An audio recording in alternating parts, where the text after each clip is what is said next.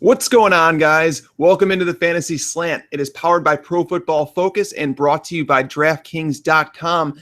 I am your host, Mike Tagliere, and alongside of me, I have my co-host, Kevin Cole. He is going to join the conversation in just a moment, but I just wanted to give you a heads up on what we're going to be covering today. We're going to be going through the entire slate of NFL games for the Week 6. Now, obviously, we had some huge things go on in Week 5. There's some big injury concerns we're going to talk about. What Kevin and I are going to do today is we're going to discuss all those players that you might be trying to figure out whether or not you are going to be starting, sitting, not the obvious ones. It's not like we're going to tell you need to start, Demaryius Thomas or anything like that. But Kevin, any big takeaways from Week 5? Anything that you want to touch on before we get into this slate of games? Like, Todd Gurley, obviously he's showing that he's the real deal. I hear people saying that he's one of the greats in the game already, which is a bit premature for my taste, but any big takeaways from Week 5? Well, I think I'm glad that I jumped off of the Tevin Coleman train after the second strong performance from Devonta Freeman. And then, he kind of proved that he's for real last week. And I saw some people asking about trade offers for Freeman. And I'm kind of surprised that they're still willing to take, let's say, a, guy who's in maybe a second tier or the second half of a first tier wide receiver, someone like that, rather than aiming high. I mean, Freeman's been the best player in fantasy football actually this year. So I think he's interesting, and maybe he's even a guy to target if you can pick him up and people aren't valuing him at where he is, because Coleman was only picking up a couple of carries basically. Yeah, I had an interesting question. Actually, it was actually this morning. I was going through some of my Twitter feed. You can follow, by the way, you can follow us on Twitter at Cole_Kev, myself at Mike Tagliere. If you're watching on YouTube, you can obviously see our Twitter handles right below us. But I was going through my feed this morning, and someone was asking me about a trade. Would they trade Freeman for Arian Foster? And it kind of caught me, and I was like, yeah, I'd take Foster over Freeman. Are you with me on that one, or are you just sticking with the Freeman train? Like what would you take there? Well, yeah, I mean, I think that's probably an equivalent trade. But then we're talking about Arian Foster when he's healthy. He's a top 6 running back when he's healthy, and he is healthy now. I think the question with Arian Foster is, will he continue to be healthy? I remember last week when he was playing. I mean, he's not playing particularly well from an efficiency standpoint, but he's getting a ton of usage when he came back. But something about him, every single time he would, raise his hand in the air to say he needed to come out, I thought his season was over. That's just my first assumption. The minute I see him say, hey, I need to come out, I'm like, oh, torn groin, hamstring, something's going on. So I think from an injury perspective, Freeman may be a little bit safer.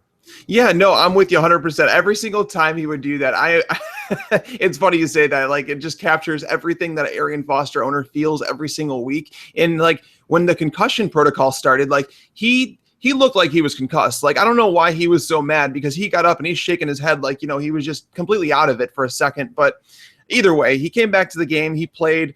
But the interesting thing on Devonta Freeman, I read a stat. If you take away all of his touchdowns, he is still the number 3 PPR running back. That's absurd. I don't know. It's time that I actually admitted in an article I wrote yesterday for PFF. I said that I was admitting I was wrong on Devonta Freeman. I even own the guy in a dynasty league. I was trying to trade him, and now I'm like, well, I guess I should probably hang on to this little gem I got. But that's obviously a huge takeaway from Week 5. But here we are. It's Thursday. They're playing again tonight, the Falcons, and they're going to be playing against the Saints, a Saints team that their defense is not very good. Devonta Freeman should have another great game, but the one that a lot of people are asking me about, it's just kind of weird. Julio Jones. They're asking me whether or not they should start him, considering he might be on a play count with the hamstring and things like that. I'm on board the fact that if he's playing, I can't sit Julio Jones. Is there any scenario where you don't play Julio Jones? I mean, if you have a really stacked wide receiver core, then you can think about it. I mean, I have some teams where I was drafting wide receivers, let's say 4, 5, 6 rounds in a row to start the team. So I might have Julio Jones, and then I might have someone like, I don't know, you might have someone like Allen Robinson or DeAndre Hopkins or someone else that you could slide in there, and maybe you'd think about it. I mean, watching the game last week, it was clear that Julio Jones was not getting open like he was the week before. I mean, it could have been a defensive scheme. You can call it what you want. But before, Matt Ryan was basically throwing it to Julio Jones on every single play, and he was open on every single play. So I think he was hampered last week. We're on a short week. So it's one of those situations where you're kind of in a catch-22, because if you don't play him and then he does well, you'd say, of course you should always play Julio Jones. And then if he does poorly, you're like, oh, I should have known that he was on a pitch count and this and that. So I think you got to play him unless you have another guy that you're predicting is going to be, let's say, has a realistic shot at a top 5 or top 10 finish for the week. And I'm with you. I have Julio Jones in, I think, 60% of my leagues. So I'm playing him tonight. I'm playing him confidently. And that's the thing, is I think the Devonta Freeman breakout had something to do with Julio Jones' effect. The fact that he was being targeted, 15 plus times a game, and teams started to game plan against that. They started, 6, maybe 7 in the box. And Freeman, one cut and he's gone. Like, it's just, he's hitting it. He's running hard. But the other side of the ball, that's where the big question lies. Now, Kevin, I wrote a stat earlier. Over the last 4 games for the New Orleans Saints, these numbers, Brandon Cooks has had 32 targets, Willie Snead 29. They both have 21 receptions. Snead has 318 yards compared to Cooks 273. They each have 1 touchdown. So I'm asking you right now. I mean, me personally, if I'm in a league where I'm playing in a PPR, I'm probably going to stick with Cooks. But in those in standard leagues, me right now, I'm probably going to start Willie Snead over Brandon Cooks this week. I mean, I know a lot of people are sitting here saying, well, was it a 1-week thing? If you've been paying attention, Willie Snead, it wasn't really a 1-week thing. He's been playing a majority of the snaps. Brandon Coleman's not playing really at all. Marcus Colston's out this week. Coleman's going to get some more playing time just because of that. But Willie Snead or Brandon Cooks? Yeah, I mean, it's really a toss-up for me. I mean, I think you could go either way. I mean, Cooks is probably still going to be the preferred option as far as to look for to get the ball to first, but Snead seems to be more of your traditional wide receiver. So they're going to have to throw the ball probably a decent amount in this game. So I think you really can't go wrong either way. I don't know if I would say start Snead above Cooks. Maybe give it another week before you do something like that. Yeah, I think they're both high-end wide receiver 3s this week. I think I have Cooks a slot higher too, but they're both right in that same vicinity. I think they're both good plays this week, actually, against Atlanta. Atlanta's been stopping the run extremely well. Outside of that game where they allowed Joseph Randle to run for the 80-some yards in the first 3 carries, they've been pretty stout up front. So I'm going to roll with Willie Snead this week, and if you're playing any GPPs or Thursday night, DFS, Willie Snead's a great option because he's still pretty cheap. But moving on to the next game, one of the biggest surprises from the 2015 NFL season is the Red Rifle, Andy Dalton. I mean, this guy, I know some people wanted to believe in him more than others, but if you wanted to sit there and say that you believe that this guy was going to be a top 2 quarterback, you're out of your mind. But that's exactly where he's at. He's the number 2 fantasy quarterback behind Tom Brady in terms of fantasy points per game. He has the most on the year. But he's going to be headed to Buffalo. Now, will Buffalo ever get this ship right? I mean, last year, they allowed just 1 top 10 fantasy performance. And this year, it seems like they're the stomping ground for quarterbacks. Andy Dalton, is he going to be a top 5 quarterback for the rest of the year? I think he could be, but his schedule is not particularly friendly. But you saw last week in what was, at least on paper, a poor matchup, although at home against the Seattle Seahawks, he played well. Even got a rushing touchdown in there. I had him and I had a Mariota in a lot of different leagues as my 1-2, and I went with Mariota most of the time, and I kind of ended up regretting it there. And I'm someone who believed in Dalton also. I just thought the Seattle Seahawks were maybe not the place to go to. But when you have those options, I mean, it's not just A.J. Green anymore. We have A.J. Green. We have Marvin Jones on the other side. You have Sanu who can do something. And I think most importantly, you have Tyler Eifert in the middle. And you saw what he did with Eifert last game. When you have those shutdown corners on the outside and they're concentrating on them, he was able to hit Eifert for some big completions for a couple of touchdowns. And when you have that optionality in the game, including Gio Bernard out of the backfield and Jeremy Hill, it's very difficult for any defense to match up against you. So I think Dalton's probably a solid play in any league, and he looks like he could definitely finish in the top 5 this year if he keeps on going. I guess we're really going to have to see the proof in the next couple of weeks. Yeah, and we have to adjust as the season goes on, and I agree. Andy Dalton looks like the real deal. He does have all of these options. I think the run game last year tended to open things up, but that's actually one of my surprises this year is that Jeremy Hill is so inefficient. He doesn't look like he's hitting the hole with any burst. Jeremy Hill is running, or Gio Bernard is running the ball like with decisiveness and just literally outplaying him. And he's actually out-touching Jeremy Hill. So as of right now, Jeremy Hill is a borderline flex player for me. I don't view him as anything more than that. If he doesn't score, he's not putting up fantasy points for you. And that's kind of going now, leading in, staying with the running back position, the Buffalo Bills on the other side of the ball. Now, Carlos Williams still isn't practicing. Boobie Dixon was terrible. We talked about him last week and the fact that I wouldn't feel too comfortable. I'm not playing Boobie Dixon at all. I'm not playing Boom Herron. LaShawn McCoy is back to practice. EJ Manuel is practicing with a sprained MCL. There's so much going on the whole Buffalo side, but do you feel comfortable playing LaShawn McCoy? That's question number one. And question number two, Sammy Watkins. Do you put him in your lineup as a wide receiver 3, even though he's coming back saying, if it pops, it pops in regards to his calf? It's never the smart way to approach things. But do you feel comfortable playing anybody on the Bills right now, like this week against Cincinnati? It's going to be tough. I mean, if LaShawn McCoy is playing, I think that he's probably a decent start. Cincinnati Bengals haven't been great against the run. I mean, you saw Thomas Rawls have a huge game last week. They're going to need to be able to run the ball, and I think they'll probably be able to do that fairly effectively. In the passing game, Charles Clay was someone who looked like he was going to be a pretty consistent performer, and he was getting a lot of targets. And then last week, he just disappeared. I guess he was having some cramping or something, but the whole pass game just seemed to go away last week. EJ Manuel coming in. I don't know if that's really going to help that much for anybody there. I mean, I think Watkins had decent numbers last year with Manuel, so maybe he could be a decent play this week. But it's always tough to start someone who's had this reoccurring injury, and the last time that he injured himself, he left during the middle of the game, so it's always tough to take somebody if you only get a quarter's worth of performance out of him. Yeah, and he'll be matching up. Sammy Watkins will be matching up against Pac-Man Jones. And Adam Jones, even though I don't like the guy, he's been pretty decent in coverage this year.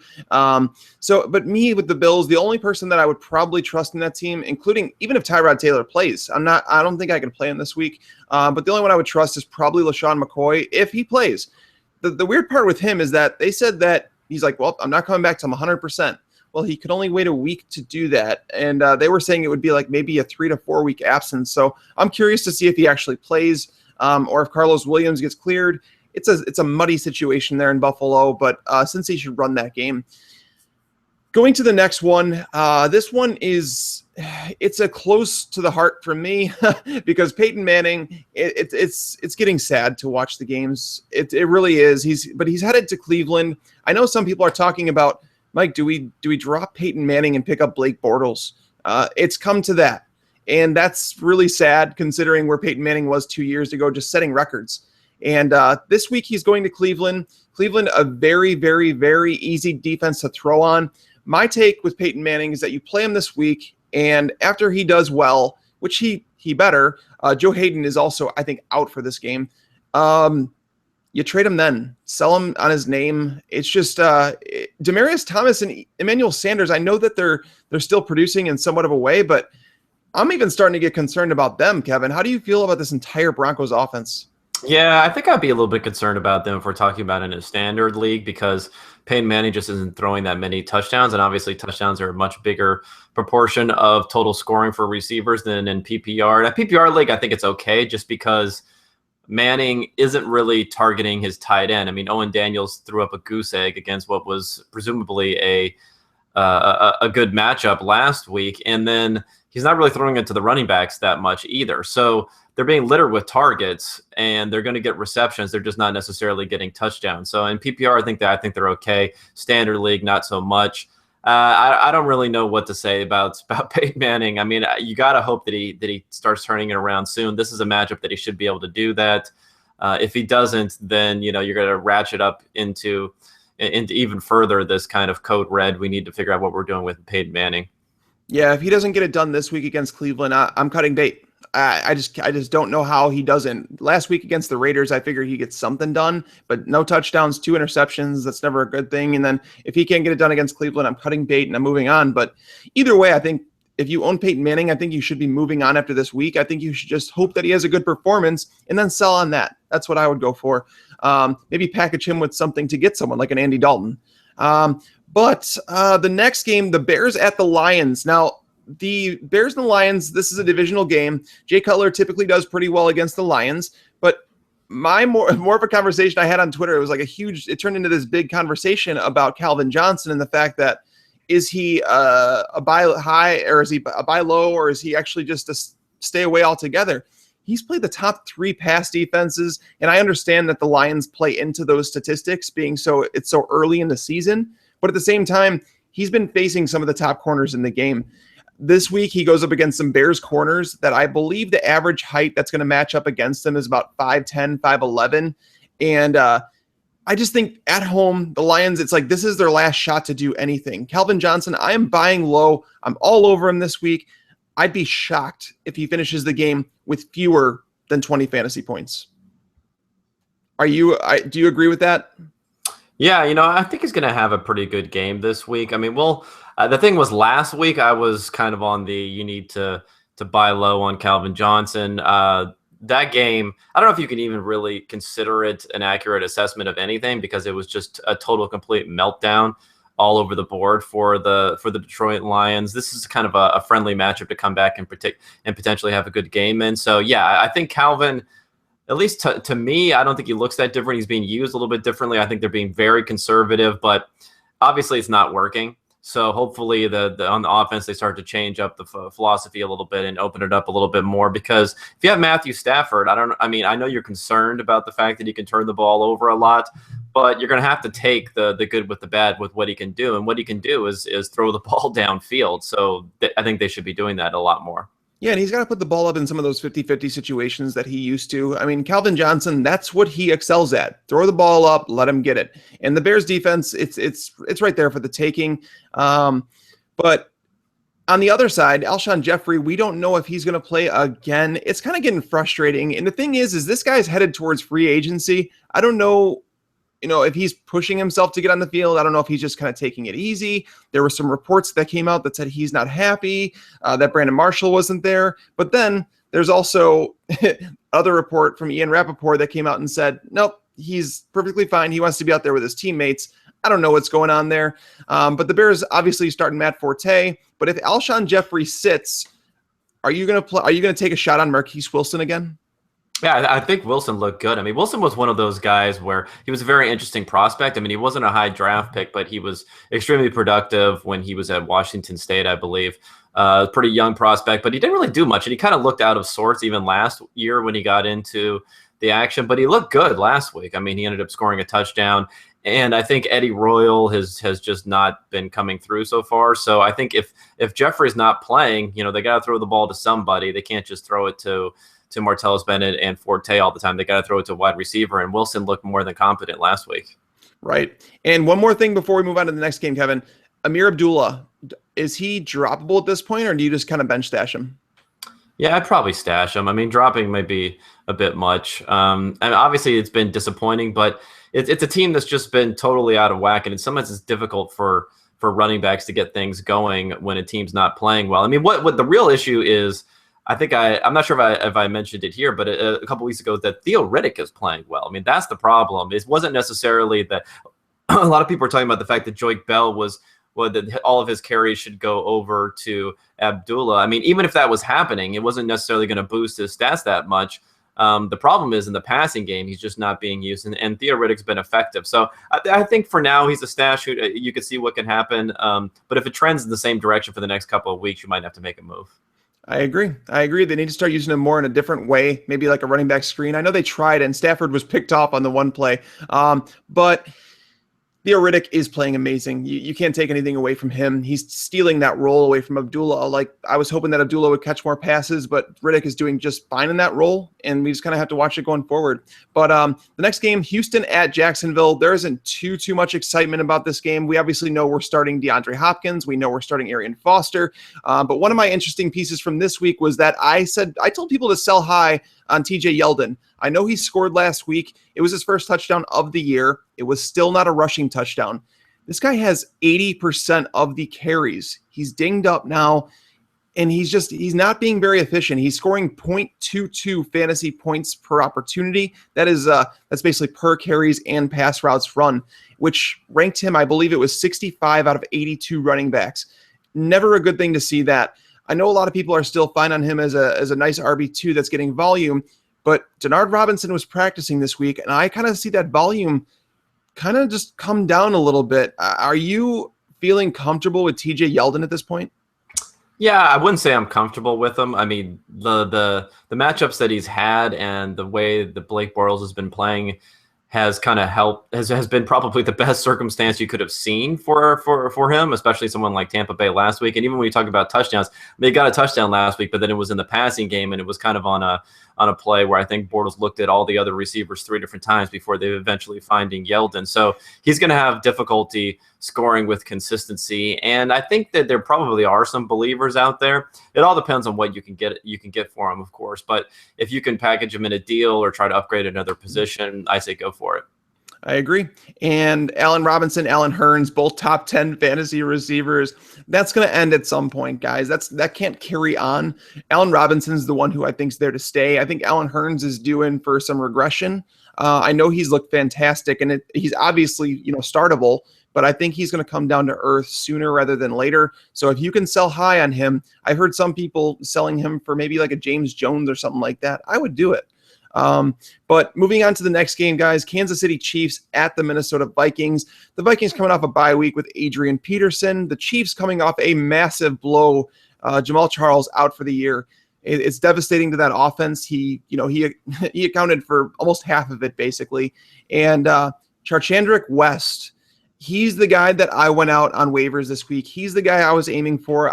Unfortunately, I only got him in one of my leagues. People were willing to blow anywhere from 50 to 75% of their waiver budgets on this guy. And it might be rightfully so. I don't think Niall Davis is very good. I think we saw what he did. And I know that he was kind of like a darling because when, Jamal Charles was out the last few years, he would play fine in terms of fantasy. But if you actually look at the numbers and break it down, he was a volume play. That's all he was. Charchandrick West has actually graded out positively by PFF. So are you comfortable starting Charchandrick West as a RB2 in your fantasy lineup this week, Kevin? Of course, it depends on who else you have, but I think so. I mean, Davis has been one of those guys where a lot of it has to do with when in the running back position, how the coaches view you. And I don't think the coaches have a very favorable view of Davis. He's been inefficient. He's had some fumbling issues, I believe. He's just been one of those guys where he hasn't been performing that well. But at the same time, it's probably difficult for any running back if you're being put up against someone like Jamal Charles. I mean, going into last year, there's a lot of concern about Jamal Charles because of the fact that the offensive line was going to be completely rebuilt. So there are issues there in which Charles can kind of skate around. I mean, we'll see how West looks this year, but I think they seem to like his skill set a little bit more. And if he's efficient, I think he can be good. I think really one of the problems, though, is kind of the same thing I'm talking when it comes to West as it came to Davis last year, is how he looks compared to Jamal Charles. Just no one's going to look like Jamal Charles. No, Jamal Charles is a special. He's a unique talent. It's hard. It's going to be hard for anybody to match that. But this matchup against the Vikings, I know a lot of people are shying away because they're like, the Vikings are actually pretty good against the run. I don't know if I believe that because I want you to look at this. So they played Carlos Hyde in week 1. That's the week where Hyde went off and, he just turned heads, scored over 30 fantasy points. But the next couple of weeks, he's played Amir Abdullah in the Lions, Melvin Gordon, who's been arguably a disappointment to this point, and then the Denver running backs before they went on their bye. So I don't think that they've played a very good running team. And I think the Chiefs, I don't think they're going to rely on Alex Smith to throw the ball 40 times. So I think Charcandrick West is a great volume play this week. And speaking of volume, I think when it comes to DFS lineups, guys, if you guys have not played DraftKings yet, football's back, obviously. It feels like the playoffs thanks to 1 Week Fantasy at DraftKings.com. With millions being won each week, every player in every game could take you closer to a life-changing payday. This is not fantasy as usual. This is DraftKings. Welcome to the big time. Hurry to DraftKings.com now and use promo code PFF to play for free with your first deposit in this Sunday's $1 million fantasy football contest. First place takes home $100,000. Enter PFF for free entry now at DraftKings.com. That is DraftKings.com. I can tell you now, Kevin, I am probably going to have Charcandrick West in all of my DFS lineups. He's dirt cheap. I know on Yahoo he's the minimum, and I believe on the other side, I think on DraftKings he sits Ooh, was it like 3,300 or something like that? I don't know if you've taken a look at your lineups yet. No, I haven't taken that much of a look. I mean, we'll see about West. It's kind of interesting when you have these guys who are priced at the minimum, and they're kind of unexpectedly put into the starting lineup. It's really hit or miss, so it's probably good tournament types of plays. So I think West could be interesting. I mean, you never know. They're going to have to get a lead early. If they can get a lead and then kind of grind it out, West could be huge this week.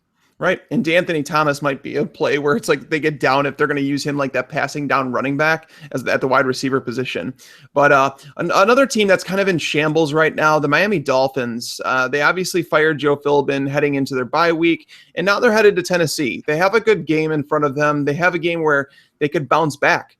I think this is a game where they can finally rely on Lamar Miller and maybe the new coaching staff there, that the temporary coaching staff right now, can kind of get him the ball. I mean, he's been touching the ball under 15 times a game, and it's not like it's been, bad. He hasn't been bad. It's just the volume isn't there.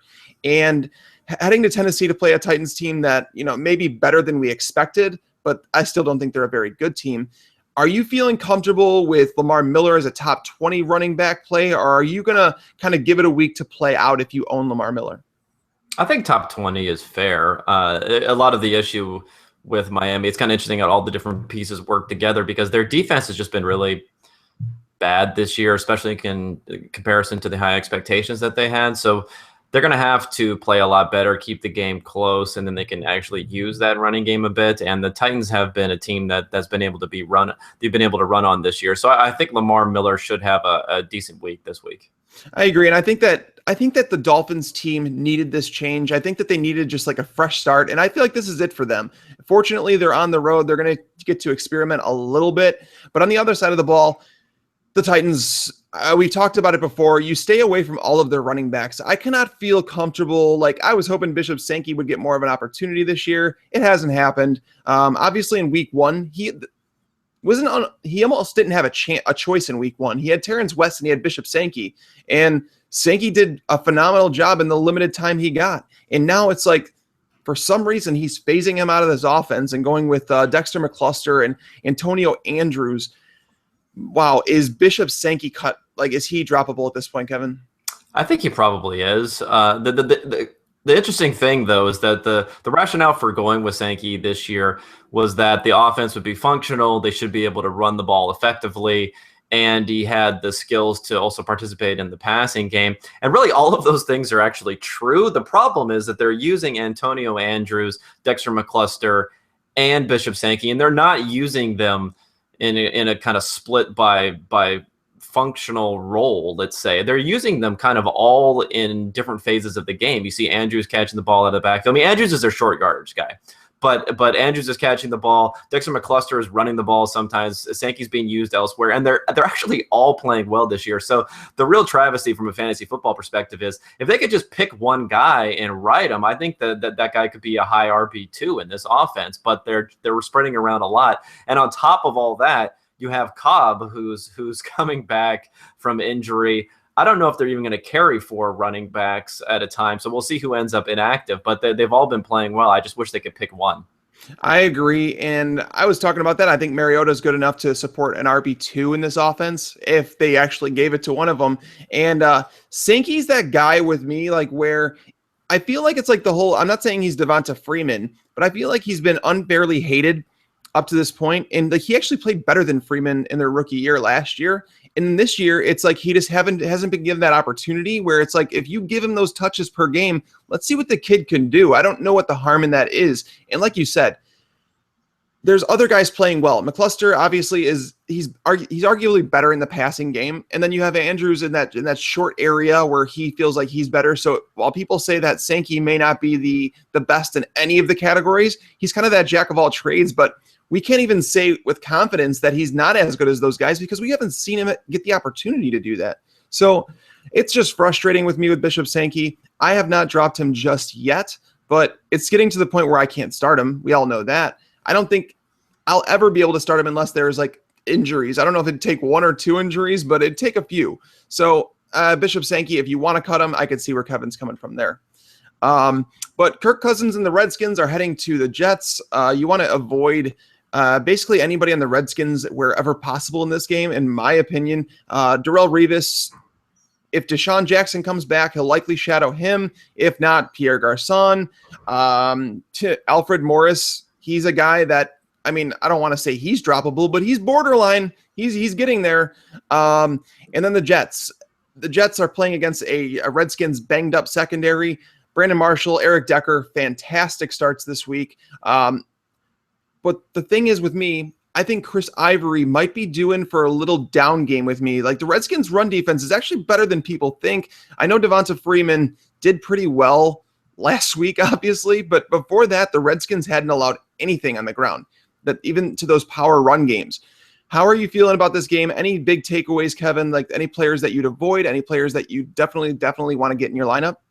Yeah, I mean, you mentioned Alfred Morris. I think you probably can drop him at this point. It's just, Chris Thompson is very involved and they're down a lot. And then you also have Matt Jones there, who it seems like they're more comfortable with, of course, in the passing game and even a lot near the goal line. So I don't really see a lot of value for Morris right now. So I would definitely avoid him.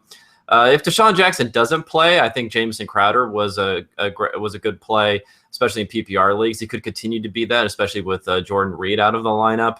And I really like Chris Ivory a lot this week. I know that the Redskins defense has been good against the run, but this year is really giving you a chance to see Chris Ivory play in a functional offense and have a large role. I mean, they're 5.5-point favorites. That didn't happen very often when Chris Ivory has been part of the Jets so far. And then when he was playing with New Orleans, I mean, he was spectacular anytime he touched the ball, but he was getting carry split all over the place and wasn't touching the ball that often. So I think this year it's really all coming together with Ivory. What you hope is that he's able to stay healthy, because he's had some issues there in the past. But if you can have him with the lead and you're grinding it out, I mean, he's really one of the best running backs in the league out there as far as his ability to just always fall forward, always get more yards, and always be effective running the ball. So I think he could have a big week if they can jump out early. Right. And well, that's the hope. If you have Chris Ivory, that's definitely the hope. But my thing on Washington is the fact that if you look at it, Lamar Miller, 7.5 points. Trey Mason, when he was actually the starter for St. Louis, 3 points. Rashad Jennings, 5.7. DeMarco Murray, 4.8. Like, they had not allowed a running back over 9 fantasy points up until last week with Devonta Freeman. Not to say that Chris Ivory is as bad as, some of those running backs I just named, but the run defense, I just say that he's a guy that I would probably avoid if you're playing in like a DFS or a cash game, but he's definitely a guy that you're not benching at this point with the way he's running the ball. Next game, Cardinals at Steelers. We're starting all of our pass catchers from Arizona here. Larry Fitzgerald, John Brown against that Steelers secondary should be fantastic plays.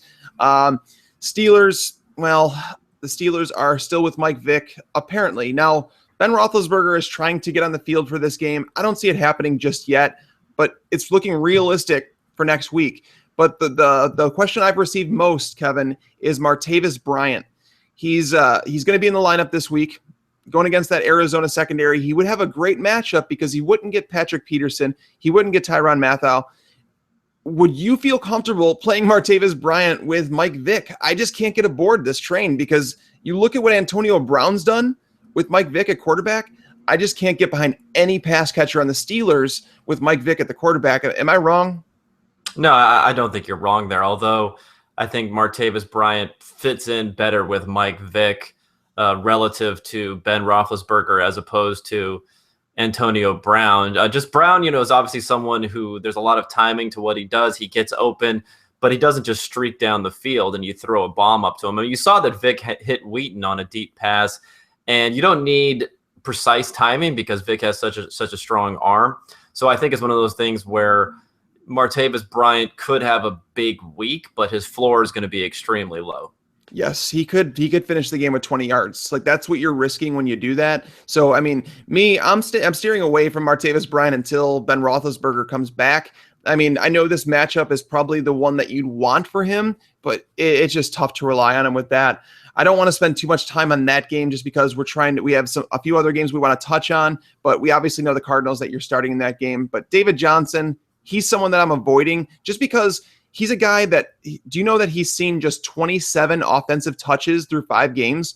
That's an average of 5 touches per game. That was with an Ellington injury for 3 of the games. So this tells you if this guy doesn't score and he runs for 4 yards per carry, you could end up with 2.0 fantasy points. That's scary. That's why David Johnson is a sell high for me. Sell him off your fantasy team if you can get something worthwhile, because it's going to take 2 injuries for him to get more touches than that. The Panthers at the Seahawks. Cam Newton has been playing well this year, but I think it ends this week where he heads to Seattle against a team that just lost to Cincinnati. It was dramatic fashion. There's no way that I thought they would lose that game, but they did. And now they're headed back home, 12th man, all that stuff. Cam Newton still has no receivers. He's going to run, so he may have a higher floor than some other quarterbacks, but I'm steering clear of Jonathan Stewart, Cam Newton, all the Panthers in this game. I'm sure, Kevin, you're there with me, but on the other side of the ball, Marshawn Lynch, if he plays against this Panthers defense with Luke Kuechly coming back, are you feeling comfortable playing with Lynch at his first game back? I mean, you probably have to start him unless you have someone else that you can put in there. I wouldn't say necessarily I'd be comfortable. I mean, we'll see how it works out with his injury. I mean, they are a huge favorite, so you're not going to get those grinded out points most likely. I mean, I don't see any reason to continue to let Lynch pile up, beyond 15 carries, let's say 20, 25 carries, because in that scenario, that means they're probably winning, and they're probably winning by a decent margin. So why wouldn't you just hand the ball off to Rawls or to someone else in that scenario and save Lynch up? And then if he doesn't re-injure himself, just kind of say, good luck this week that he didn't get re-injured, and then move on to next week. So I think the ceiling is probably a bit lower than you'd hope for, but he should have a decent floor. Now, here's a question for you. Who would you play if you had the choice, Marshawn Lynch or Charkandrick West? I'd still play Lynch. I think it's just they're a huge favorite. So at home, he could get into the end zone, I feel like, more easily. So I'd go with Lynch. I agree with you. I think it's closer than a lot of people would think, but I do agree. I'd probably still play Lynch in that situation. I just wanted to see what you'd say. But the next game, this one's actually one I wanted to touch on just because I think there's a player in this game that people are underestimating right now. The Ravens headed to San Francisco. Now, Justin Forsett looked to have a high ankle sprain last week. I know they're saying it's not, but it doesn't look good. Like, if you watched it, his ankle twisted in a way it shouldn't twist. And Lorenzo Taliaferro was just placed on on long-term IR. He's out for the year, which is upsetting because I like Taliaferro as a sleeper this year. But Javorius Buck Allen, he's a guy, like, I'm not kidding. I'm pretty sure this guy's going to be in my top 20 running backs for this week against San Francisco. Baltimore's just lacking the weapons to use. And if this guy is getting the start for Justin Forsett, I don't know how you don't put him in your lineup against a San Francisco defense that has allowed 3 running backs over the last 4 weeks to top 17 fantasy points. What do you think? Do you think that Justin Forsett's going to play? And if not, Javorius Allen, I think, is the play of the week. Yeah, Forsett's really difficult to say at this point. I mean, we don't really know anything other than the fact that he didn't practice on Wednesday. So if he doesn't practice at all again today, I think that's probably a pretty big indication.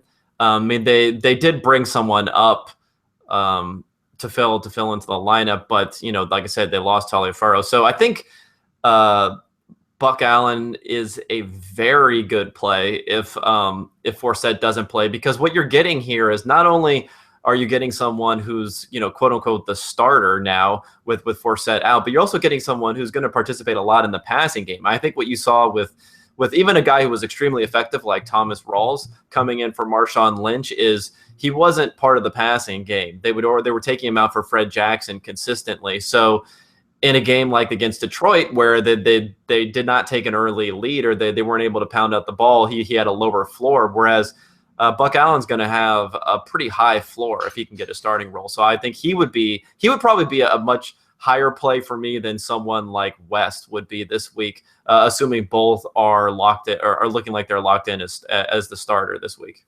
Honestly, for me, I'm probably going to play both those guys if that happens. Javorius Allen, I think I'm with you, though, because I think there's more certainty around him than West. But I love Buck Allen this week against the 49ers. And on the other side, Carlos Hyde. Carlos Hyde's playing against a Ravens defense that, since they lost Terrell Suggs, they haven't looked the same. They've allowed 14 or more fantasy points to 3 of the last 4 running backs they've played. So Carlos Hyde, they seem like someone the 49ers, I think they realized what they needed to do last week. Kaepernick took some shots downfield, which was nice to see. He wasn't wandering around like a guy that had never played the quarterback position. They handed the ball off quite a bit to Carlos Hyde. I think that they know their formula for success if they want to be successful. But if you're in a pinch this week, would you actually start Carlos Hyde against this Ravens defense that has allowed 9 touchdowns in the last 4 games? Yeah, I think I would. I mean, it's sad, but even being a 2.5-point underdog is kind of a favorable situation for a running back for the 49ers this year. They're at home. It's a relatively close game from a spread perspective. Hyde is someone that you saw last week get volume. You saw Reggie Bush is still having some problems as far as some injury issues. So Hyde's one of those guys where, again, he's gonna get volume. If they can take a lead. So if they can get a lead early, you could have a huge week. Yeah, and I said that the Ravens defense had allowed 9 touchdowns. That was 9 passing touchdowns. They've also allowed 2 rushing touchdowns by quarterbacks over the last 4 weeks. So Kaepernick could be a fine streamer. He's got to be a tournament play. I know people are scared to use him, but that's what you have to do sometimes in those tournaments. But the next game, Chargers at Green Bay. Ladies and gentlemen, Antonio Gates is back. Could he announce it any bigger than he did on Monday Night Football? Jesus. The guy's just a route technician. It's kind of like a Jason Witten type scenario where it's like, he's not fast. He's not really, really, really tall. He's just a guy that just knows how to get open. Playing against the Packers this week, the Chargers are likely going to have to throw the ball 40 times against Aaron Rodgers and that offense that should get back on track, even though San Diego's been better in the secondary than most understand. Are you feeling comfortable with Gates as a top 5 tight end going forward? Yeah, I think so. I don't see why not. I mean, you saw what he can do last week.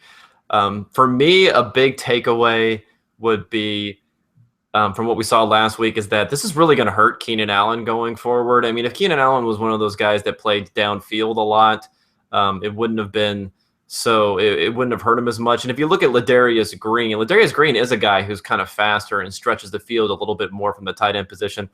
Gates isn't really stretching the field. He's getting open. He's a possession receiver. And Keenan Allen was living off of a lot of volume. I think he had 16 targets in one game. That's just not going to happen going forward as long as Antonio Gates is still playing. So if you have Allen, I think he actually might be a guy that you could sell right now on that.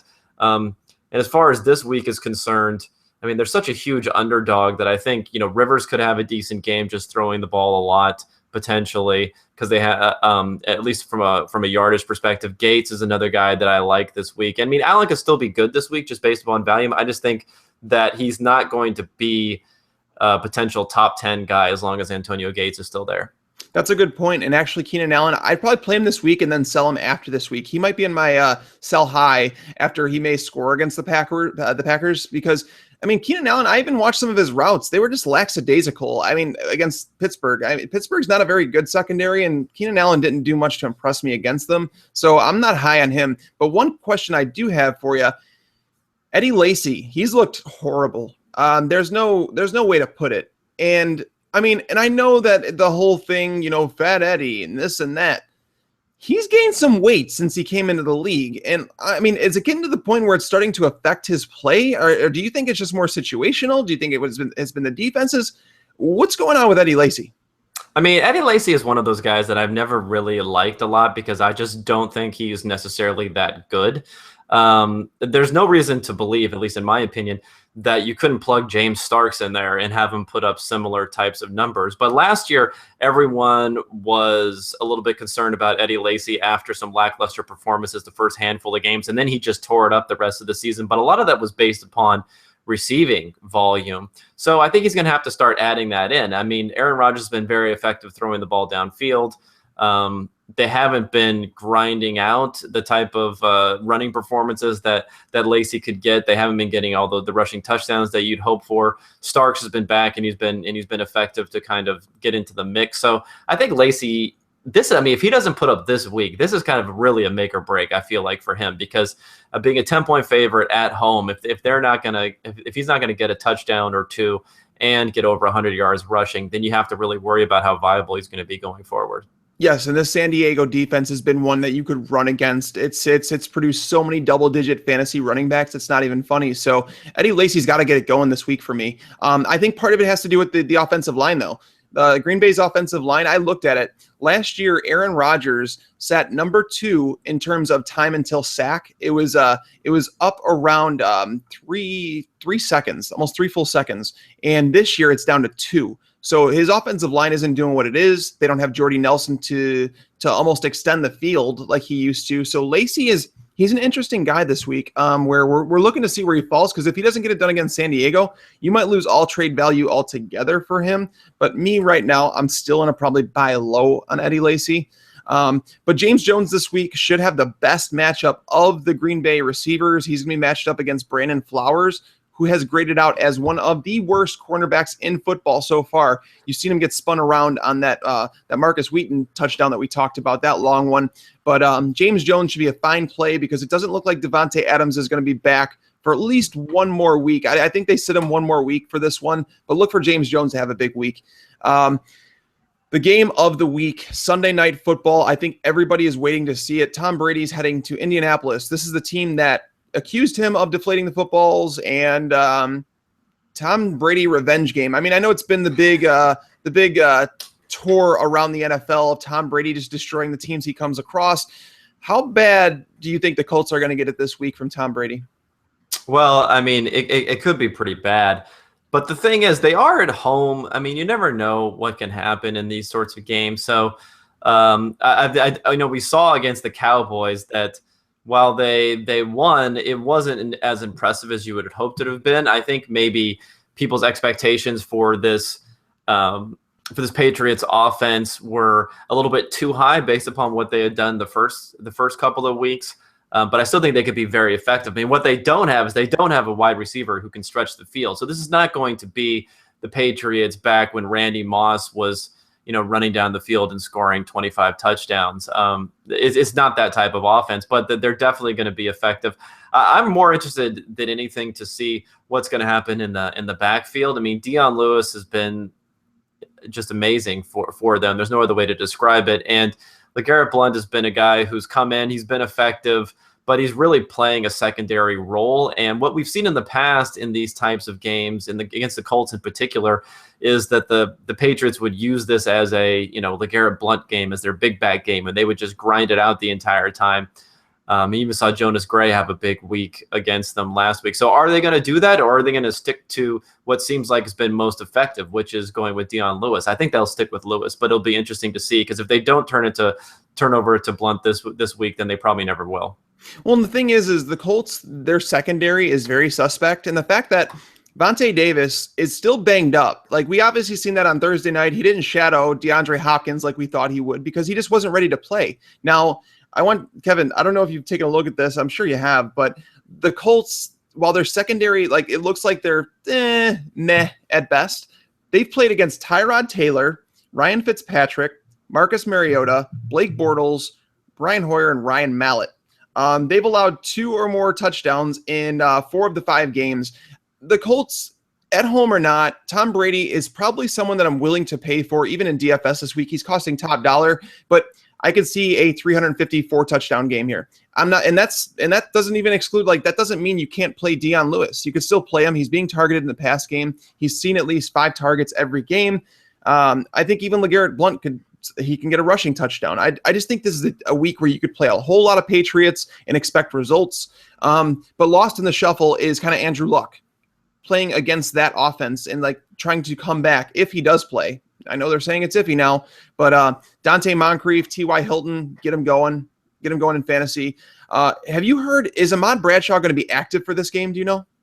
I haven't heard that yet. I mean, I guess we'll end up seeing. It wouldn't be a stretch if he was, as long as he's in shape, which presumably he is, because he had to work out there. It's not like he's coming to a team where he wouldn't be familiar with the system, and he's a veteran, so he knows everything there is about playing on third down. So I think he'll be good to go. Although I probably temper expectations for him a little bit. It's kind of interesting. I saw some pretty wide dispersion of bids. I saw some people bid a lot for him in some leagues and then not much at all in others.